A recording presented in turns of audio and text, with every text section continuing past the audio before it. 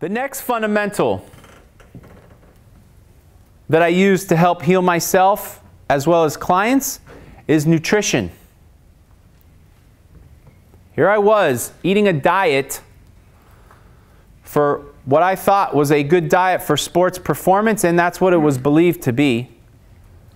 I was eating a diet high in whole grains, complex carbohydrates, and high protein, right? High protein because I needed all that protein to help build muscle and get bigger and stronger and faster, and low fat because fat was always taught to me that it was not healthy for us. So, wow, I was in for a big change. By removing all the foods, such as the grains and the sugar and the excess carbohydrates, removing all the foods that were wreaking havoc on my system and creating inflammation, and implementing real quality whole foods such as quality meats, vegetables, and very importantly, dietary fat. The same fat that doctors had always told me are going to give me high cholesterol, put me at risk for heart disease and die of a heart attack like my father did. These high quality fats were a huge part in healing myself. Why? Because they contain the omega-3 natural anti-inflammatory properties. So by removing foods that were creating inflammation and implementing foods that would reduce inflammation, I got the ball rolling now. I'm starting to feel pretty good. All right? Next, exercise.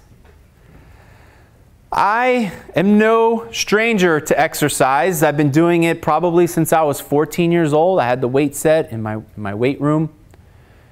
And exercise can be a double-edged sword. It can be a great tool for many things, but it can also affect you negatively. And I was medicating myself to go and exercise because of the pain that I was in, because I thought exercise was making me feel better. I would release endorphins. It would make me feel good. So I'd work out really hard, medicated, like if I was still playing football, right? And all I was doing was just putting more stress on my body by doing so. I wasn't sleeping properly. Then I was exercising, medicated, and I began to fall into a cycle of overtraining. I overtrained myself even in that state. So overtraining is one of the most detrimental things you can do to your body. You will fry your adrenals, you'll create a hormonal imbalance, and you'll leave yourself feeling like crap. And also lead to more inflammation and pain. So by exercising more intelligently and putting more emphasis on rest and recovery, I was able to begin to heal myself and reduce inflammation with proper exercise.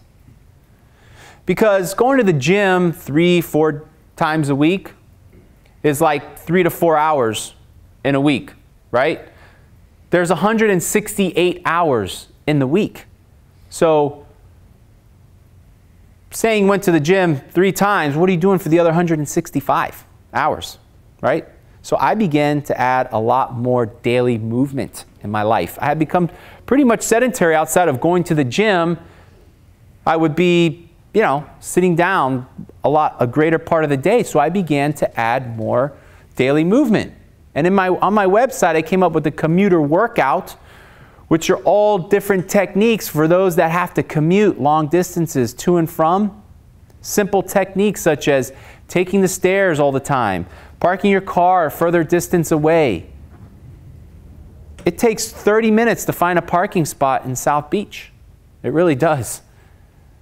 So by walking to the store once in a while, it's okay. You may arrive a little bit late, but this daily movement that you add throughout your day adds up over the course of the day, over the course of the week, and can pay dividends on your health by just stabilizing blood sugar and helping you to be more efficient at burning fat.